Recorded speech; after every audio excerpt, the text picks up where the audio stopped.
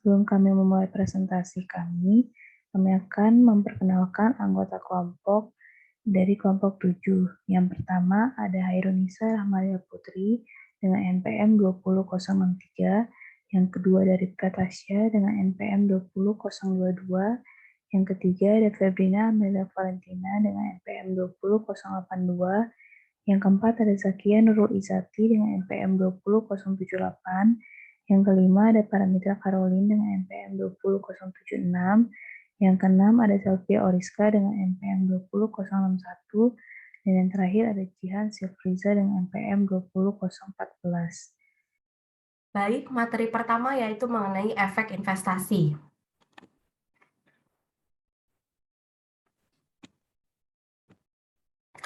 Efek investasi sangat beragam, mulai dari jenis efek yang diinvestasikan perusahaan dan tujuan investasi tersebut. Beberapa investasi merupakan penyimpanan sementara kelebihan kas dan juga dapat mencakup dana yang menunggu investasi untuk pabrik, peralatan, dan aset operasi lainnya, atau dapat digunakan sebagai dana untuk pembayaran liabilitas. Tujuan penyimpanan sementara ini adalah menggunakan kas menganggur secara produktif. Efek investasi dapat berbentuk utang maupun ekuitas. Pada efek utang atau debt securities merupakan efek yang mempresentasikan hubungan kreditor dengan entitas lain. Contohnya seperti obligasi perusahaan, obligasi pemerintah, surat utang, dan efek pemerintah daerah. Yang kedua yaitu ada efek ekuitas atau equity securities, merupakan efek yang mencerminkan kepentingan kepemilikan pada entitas lain, misalnya saham biasa dan saham preferen yang tidak dapat ditembus. Selanjutnya yaitu mengenai akuntansi untuk efek investasi. IFRS nomor 39 menjelaskan efek investasi dilaporkan pada laporan posisi keuangan berdasarkan biaya perolehan atau nilai wajar, tergantung jenis efek dan tingkat pengaruh atau pengendalian yang dimiliki perusahaan investor terhadap perusahaan investi.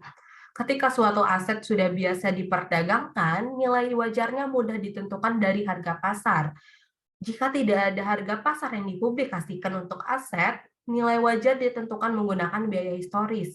Efek utang diklasifikasikan lebih lanjut berdasarkan tujuan investasi. Di sisi lain, efek ekuitas diklasifikasikan berdasarkan tingkat kepentingan, yaitu tingkat kepemilikan investor yang memengaruhi atau mengendalikan investi. Akuntansi untuk efek investasi dibagi menjadi 3, ada efek utang, efek ekuitas, dan opsi nilai wajar. Yang pertama kita akan membahas efek utang. Klasifikasi dan akuntansi untuk efek utang. Pada kategori dimiliki hingga jatuh tempo, maksudnya adalah efek yang diperoleh dengan maksud dan kemampuan untuk dimiliki hingga jatuh tempo. Dilaporkan pada laporan posisi keuangan sebagai biaya perolehan yang diamortisasi. Dilaporkan pada laporan laba rugi, keuntungan atau kerugian belum direalisasi tidak diakui sebagai laba neto maupun penghasilan komprehensif. Lalu pada kategori diperdagangkan, maksudnya yaitu efek yang diperoleh terutama untuk jangka pendek atau untuk keuntungan akibat diperdagangkan biasanya kurang dari 3 bulan. Dilaporkan pada laporan posisi keuangan sebagai nilai wajar dan laporan laba rugi dilaporkan sebagai diakui sebagai laba neto. Lalu yang kategori selanjutnya yaitu mengenai tersedia untuk dijual. Maksudnya yaitu efek yang tidak dimiliki untuk tujuan diperdagangkan maupun tidak dimiliki hingga jatuh tempo. Dilaporkan pada laporan posisi keuangan sebagai nilai wajar dan dilaporkan pada laporan laba rugi, keuntungan atau kerugian belum direalisasi, tidak diakui sebagai laba neto tetapi diakui sebagai penghasilan komprehensif. Baik dimiliki hingga jatuh tempo, diperdagangkan, dan tersedia untuk dijual, mengakui keuntungan atau kerugian yang telah direalisasi, dan pendapatan bunga dalam laba neto. Lalu selanjutnya yaitu mengenai akuntansi untuk pengalihan antar kelompok aset. Pengalihan dari dimiliki hingga jatuh tempo ke tersedia untuk dijual, pengaruhnya pada nilai aset dalam laporan posisi keuangan adalah aset dilaporkan sebagai nilai wajar, bukan biaya perolehan atau diamortisasi. Pengaruh pada laporan laba rugi, yaitu keuntungan atau kerugian yang belum direalisasi pada saat pengalihan, dimasukkan pada penghasilan komprehensif. Lalu pengalihan diperdagangkan ke tersedia untuk dijual, pengaruh pada nilai aset dalam laporan posisi keuangan yaitu tidak ada pengaruhnya. Lalu pengaruh dalam laporan laba rugi, yaitu keuntungan atau kerugian yang belum direalisasi pada saat pengalihan dimasukkan ke dalam laba neto. Lalu pengalihan tersedia untuk dijual ke diperdagangkan, tidak memiliki pengaruh pada nilai aset dalam laporan posisi keuangan, tetapi pengaruh pada laporan laba ruginya, keuntungan atau kerugian yang belum direalisasi pada saat pengalihan dimasukkan ke dalam laba neto. Lalu, pengalihan dari tersedia untuk dijual ke dimiliki hingga jatuh tempo, pengaruhnya pada nilai aset dalam laporan posisi keuangan yaitu tidak ada pengaruh pada saat pengalihan, tetapi aset dilaporkan sebagai biaya perolehan atau diamortisasi, bukan nilai wajar di masa depan. Lalu ada pengaruh pada laporan laba ruginya, yaitu keuntungan atau kerugian yang belum direalisasi pada saat pengalihan dimasukkan pada dalam penghasilan komprehensif. Selanjutnya mengenai efek ekuitas. Klasifikasi dan akuntansi untuk efek ekuitas. Atributnya ada kepemilikan. Apabila untuk tersedia dijual, maka kepemilikannya kurang dari 20%. Apabila diperdagangkan, kurang dari 20%. Apabila pengaruhnya signifikan, maka kepemilikannya antara 20% sampai 50%. Dan pada kepentingan pengendali, kepemilikannya di atas 50%. Pada tersedia untuk dijual, tujuannya itu untuk investasi jangka panjang atau menengah. Apabila untuk diperdagangkan, maka tujuannya untuk investasi jangka pendek atau diperdagangkan. Pengaruh signifikannya tujuannya yaitu pengaruh bisnis yang besar. Kepentingan pengendali tujuannya untuk pengendalian bisnis penuh. Pada tersedia untuk dijual, dasar penilaiannya yaitu dari nilai wajar. Diperdagangkan pun dasar penilaiannya dari nilai wajar. Pengaruh signifikannya, dasar penilaiannya dari metode ekuitas. Dan kepentingan pengendali, dasar penilaiannya yaitu konsolidasi. Untuk tersedia untuk dijual, laporan posisi keuangan pada nilai aset dilaporkan sebagai nilai wajar. Untuk diperdagangkan dilaporkan sebagai nilai wajar. Dan untuk pengaruh signifikan dilaporkan nilai aset. Biaya akuisisi disesuaikan dengan bagian proporsional dari saldo laba, investasi, dan amortisasi yang wajar. Pada kepentingan pengendali, dilaporkan laporan posisi keuangan konsolidasian. Pada tersedia untuk dijual, laporan laba rugi, khususnya keuntungan belum direalisasi, dilaporkan sebagai penghasilan komprehensif. Untuk diperdagangkan dilaporkan sebagai laba neto. Untuk pengaruh signifikan tidak dilaporkan atau tidak diakui. Begitupun dengan kepentingan pengendali. Dan yang terakhir ada pengaruh laba lainnya. Untuk tersedia untuk dijual, pengaruh laba lainnya yaitu mengakui dividen serta keuntungan dan kerugian yang telah direalisasi sebagai laba neto. Untuk diperdagangkan juga mengakui dividen serta keuntungan dan kerugian yang telah direalisasi sebagai laba neto.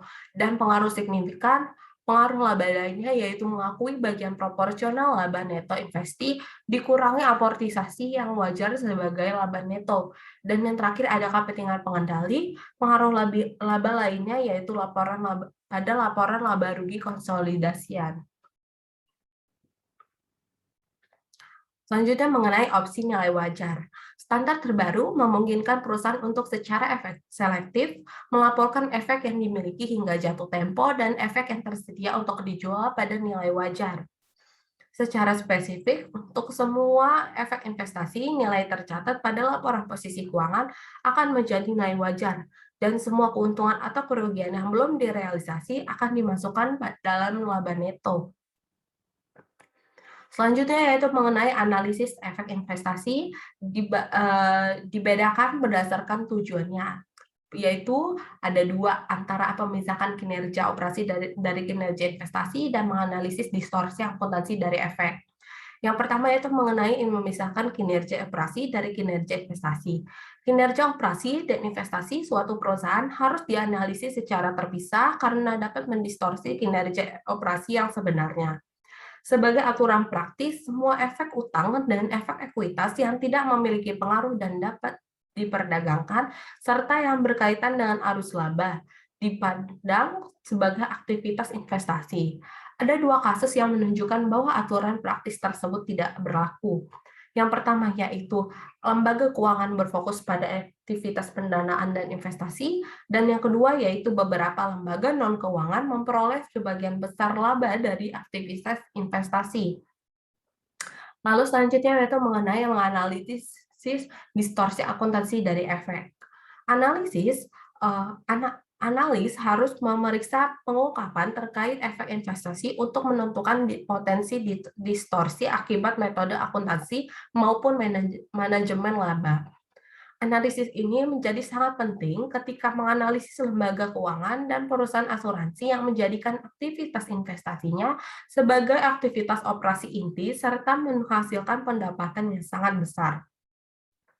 Potensi yang harus diwaspadai yaitu pertama adalah peluang untuk memperoleh keuntungan yang diperdagangkan, yang kedua ada liabilitas diakui sebesar biaya perolehan, yang ketiga yaitu definisi efek ekuitas yang tidak konsisten, dan yang terakhir ada klasifikasi berdasarkan niat atau maksud.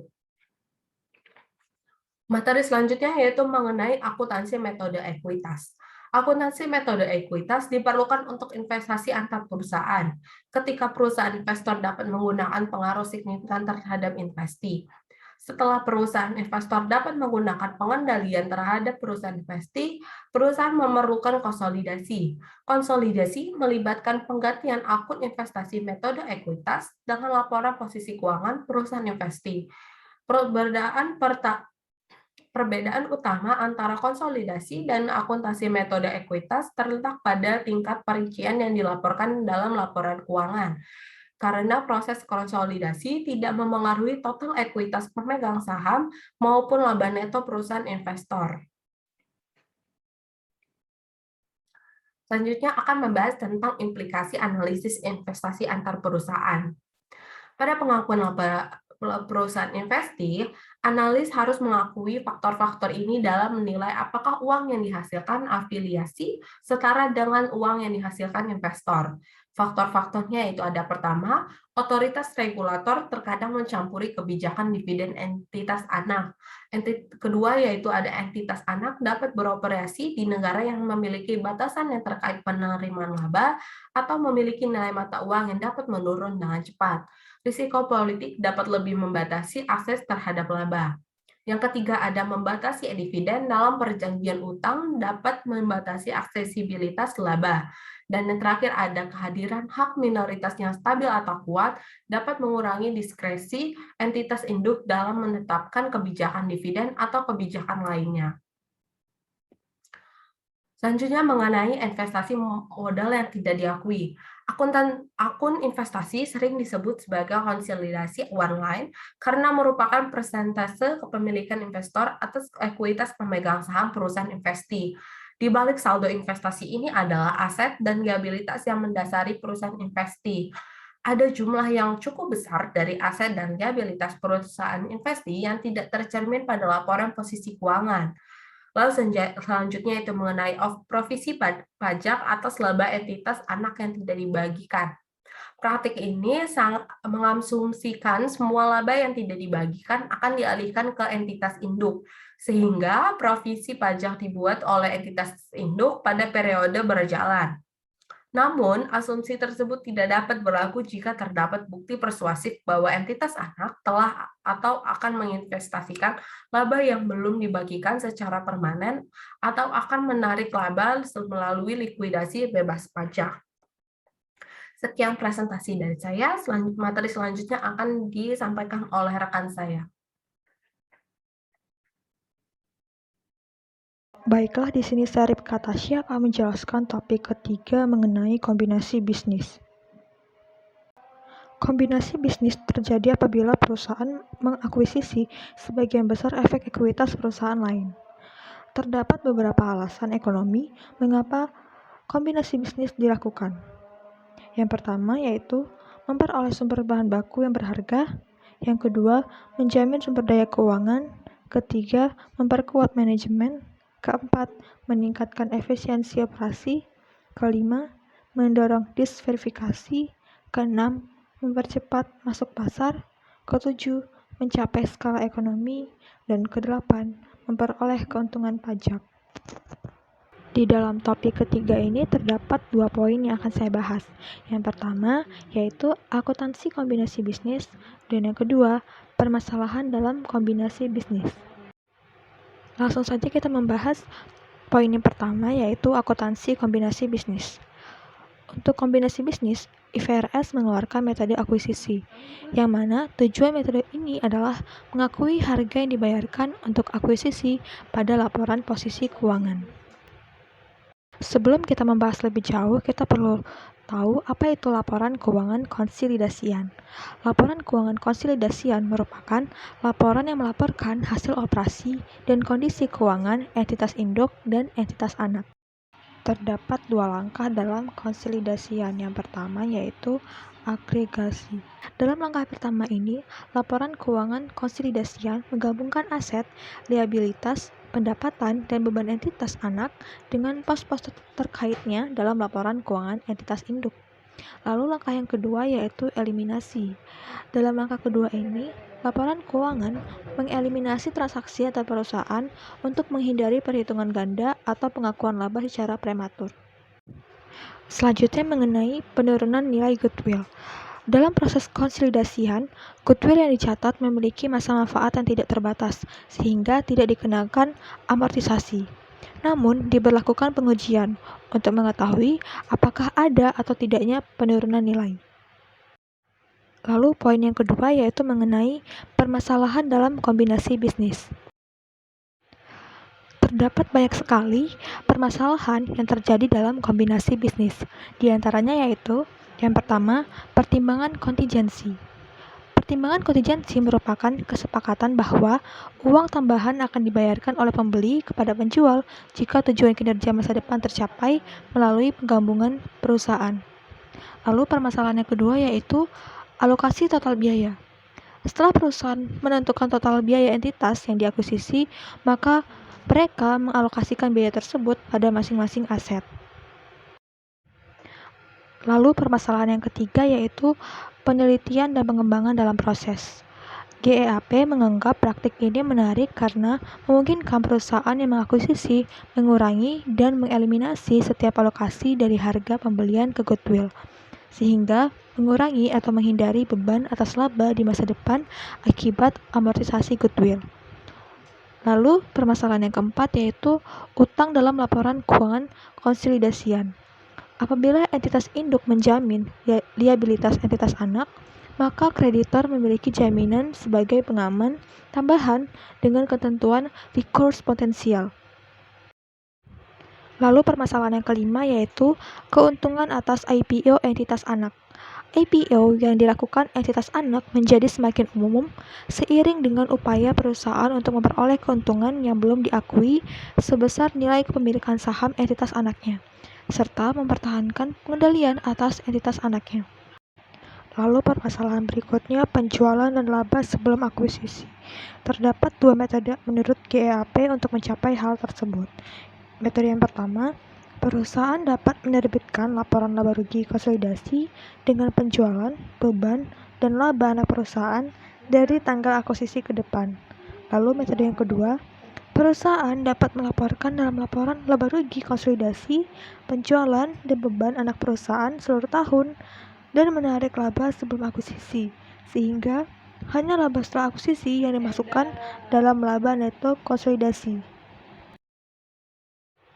Lalu permasalahan berikutnya yaitu akuntansi pushdown.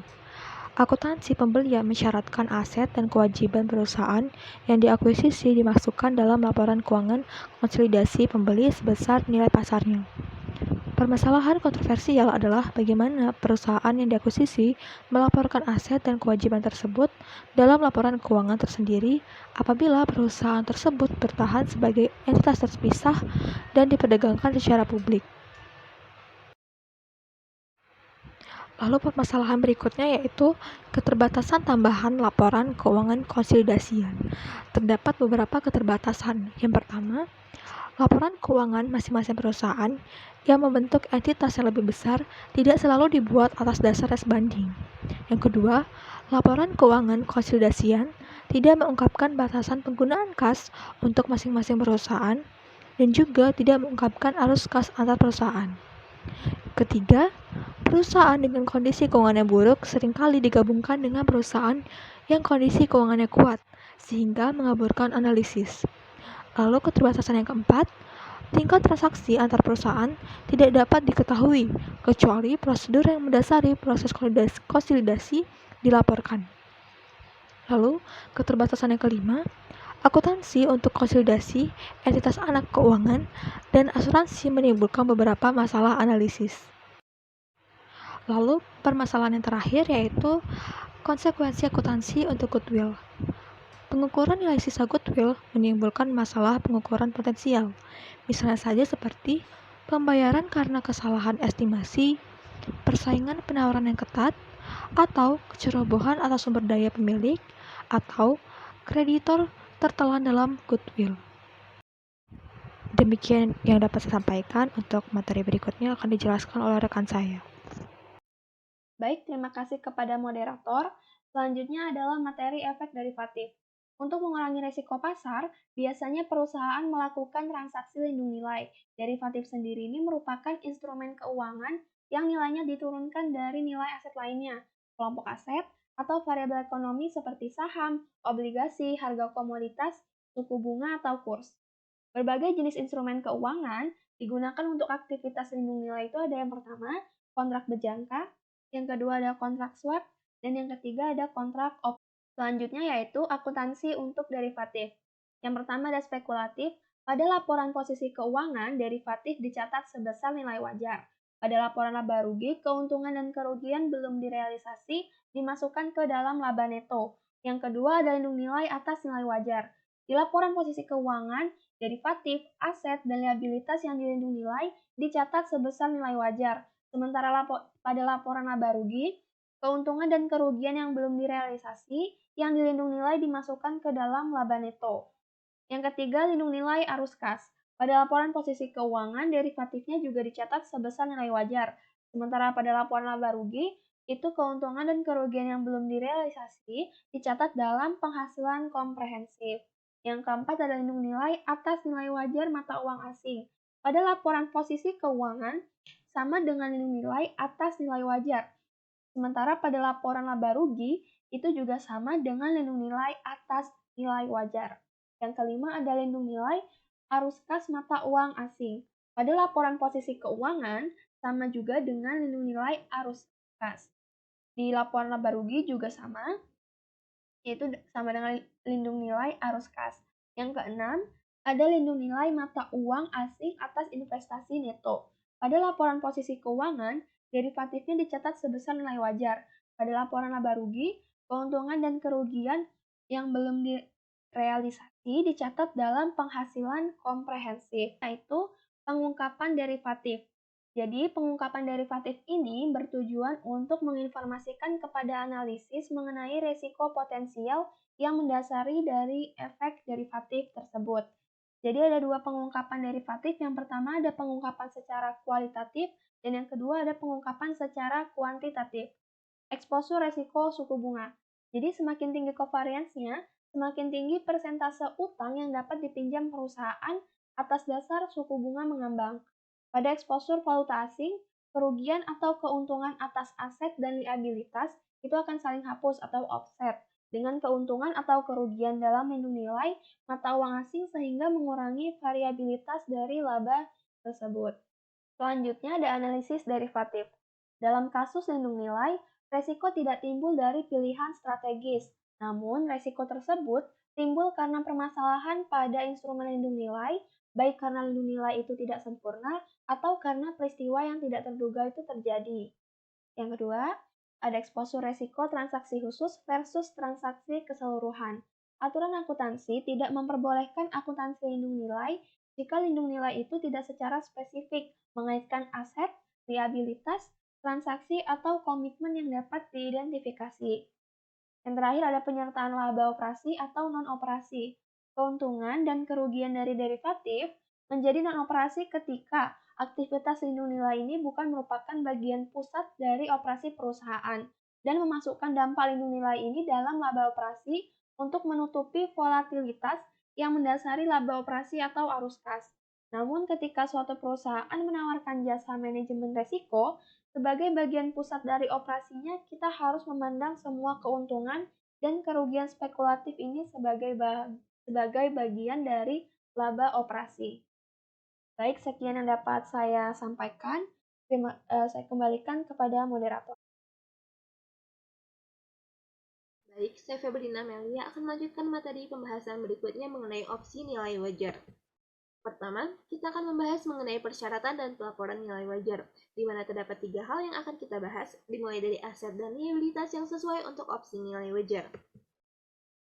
A. Aset dan liabilitas yang sesuai untuk opsi nilai wajar.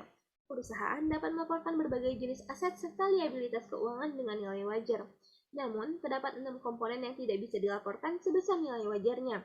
Komponen tersebut antara lain, investasi pada entitas anak yang perlu dikonsolidasi, aset dan kewajiban manfaat setelah pensiun, aset dan kewajiban sewa, jenis-jenis kontrak asuransi tertentu, komitmen pinjaman, serta yang terakhir adalah investasi metode ekuitas dalam kondisi tertentu. B. Penerapan selektif. Perusahaan diberikan kebebasan untuk dapat selektif dalam menerapkan opsi nilai wajar pada tiap aset serta liabilitas. Ketika opsi nilai wajar diterapkan, maka opsi tersebut tidak dapat dikembalikan. Dan yang terakhir adalah C. Persyaratan pelaporan. Yang pertama, nilai tercatat pada laporan posisi keuangan selalu bernilai sebesar nilai wajarnya pada saat pengukuran. Kemudian yang kedua, semua perubahan pada nilai, termasuk keuntungan dan kerugian yang belum direalisasi akan dimasukkan ke dalam laba neto. Dan yang terakhir, perusahaan bisa memilih apakah akan melaporkan porsi keuntungan atau kerugian yang belum direalisasi dengan cara yang berbeda dari komponen-komponen arus kas atau melaporkannya secara bersamaan. Yang kedua, pengukuran dan pengungkapan nilai wajar. Pengukuran nilai wajar yang diakui dalam laporan posisi keuangan mengungkapkan tingkatan hierarki nilai wajar.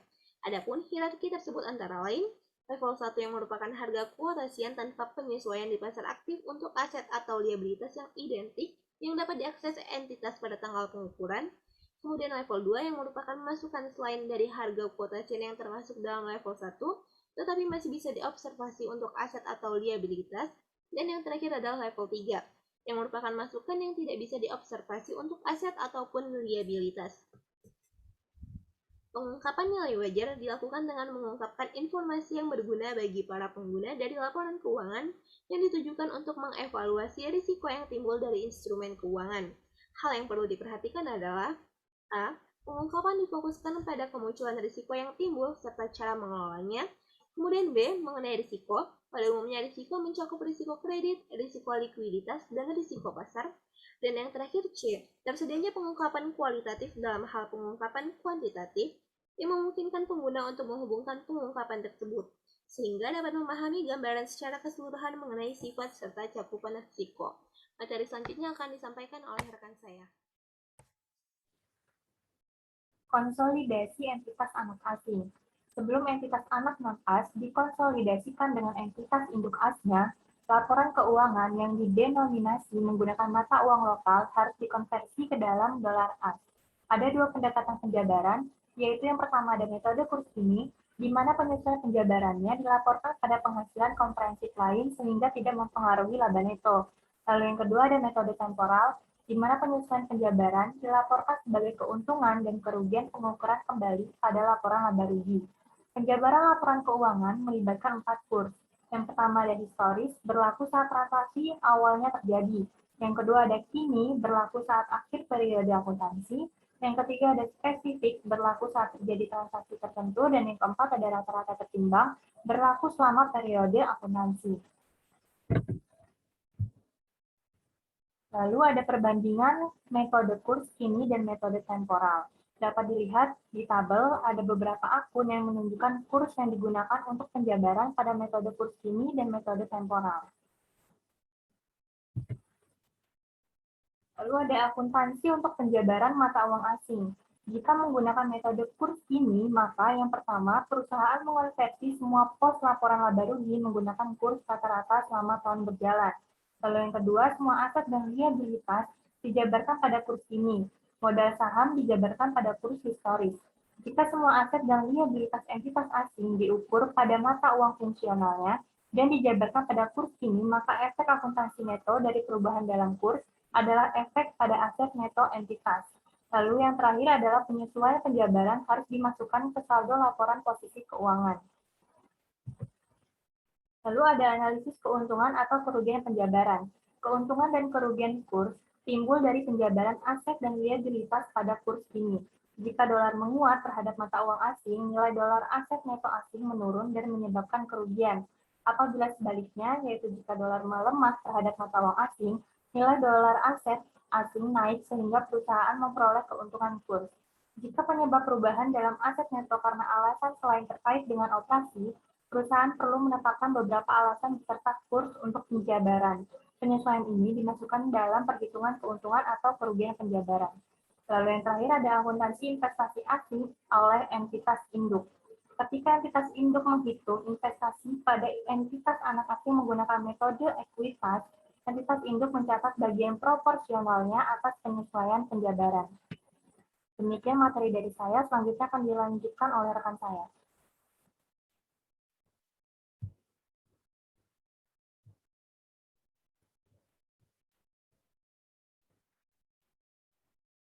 Implikasi analisis penjabaran mata uang asing. Akuntansi penjabaran mata uang asing merupakan pembahasan yang kontroversial, sebagian karena kesulitan dan kompleksitas penjabaran.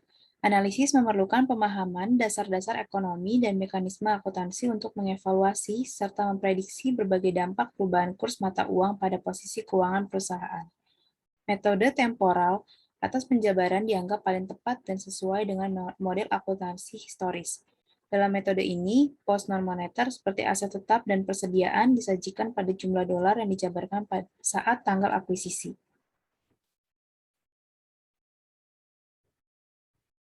Penjabaran mata uang mempengaruhi ekuitas, tetapi tidak mempengaruhi laba. Oleh karena itu, pendekatan ini mempengaruhi berbagai rasio lainnya. Rasio utang atas ekuitas, yang secara potensial membahayakan perjanjian utang, serta nilai buku per lembar saham pada laporan posisi keuangan. Pendekatan model ekuitas merupakan pengukuran eksposur keuntungan atau kerugian penjabaran laporan posisi keuangan. Penurunan dolar yang cukup besar yang bersifat relatif terhadap berbagai mata uang penting memiliki dampak meningkatkan laba neto yang dilaporkan dari entitas anak asing yang dikonsolidasi. Penurunan sering meningkatkan ekuitas dalam banyak kasus dalam jumlah yang cukup besar. Dampak ini juga menurunkan ukuran-ukuran seperti imbal hasil atas ekuitas. Jika nilai dolar telah penuh, hasilnya akan berkebalikan dan menyebabkan laba neto dilaporkan lebih rendah. Materi selanjutnya akan disampaikan oleh rekan saya. Penyesuaian pada laporan keuangan. Laba ekonomi mencakup seluruh perubahan kekayaan pemegang saham yang berarti bahwa seluruh bagian komponen pendapatan investasi, baik bunga, keuntungan dan kerugian yang telah dan belum direalisasi, serta dividen untuk semua kelompok efek investasi harus dimasukkan saat menentukan laba. Karena penghasilan komprehensif mencakup keuntungan maupun kerugian yang belum direalisasi dari efek yang diperdagangkan, serta efek yang tersedia untuk dijual, harus dilakukan penyesuaian penghasilan komprehensif untuk memasukkan keuntungan dan kerugian tersebut dari efek yang dimiliki hingga jatuh tempo, yang akan diungkapkan dalam catatan atas laporan keuangan. Lalu penentuan pendapatan permanen dapat dilakukan dengan cara pendapatan investasi permanen sama dengan ROI yang diharapkan dikali nilai wajar investasi awal ditambah nilai wajar investasi akhir dibagi 2. Imbal hasil atas investasi, yaitu ROI yang diharapkan untuk portofolio efek yang dimiliki perusahaan, dihitung sebagai berikut. ROI yang diharapkan sama dengan ROI yang dipersyaratkan ditambah deviasi historis dari ROI yang direalisasi dikurangi ROI yang dipersyaratkan. ROI yang dipersyaratkan tersebut merupakan rata-rata tertimbang biaya modal untuk portofolio investasi perusahaan dengan risiko dan komposisi asetnya. Pada bagian deviasi historis mencerminkan kinerja investasi perusahaan, sehingga penting untuk mempertimbangkan historis yang cukup panjang untuk menghapus dampak sementara dari komponen ini. Lalu ROI yang direalisasi sama dengan pendapatan investasi dibagi nilai wajar awal investasi ditambah nilai wajar akhir investasi dibagi 2. Sehingga dalam mengevaluasi kinerja investasi akan menggunakan metrik imbal hasil atas investasi yaitu ROI yang didefinisikan sebagai pendapatan investasi direalisasi selama periode tertentu dibagi dengan dasar investasi rata-rata. Lalu, pendapatan investasi sendiri terbentuk oleh 3 bagian yaitu pendapatan bunga dan dividen, ditambah keuntungan maupun kerugian yang telah direalisasi serta keuntungan dan kerugian yang belum direalisasi. ROI untuk efek investasi didasarkan pada nilai wajar, baik menentukan pendapatan investasi dengan memasukkan keuntungan dan kerugian yang belum direalisasi maupun untuk mengukur dasar investasi rata-rata yaitu menggunakan nilai wajar.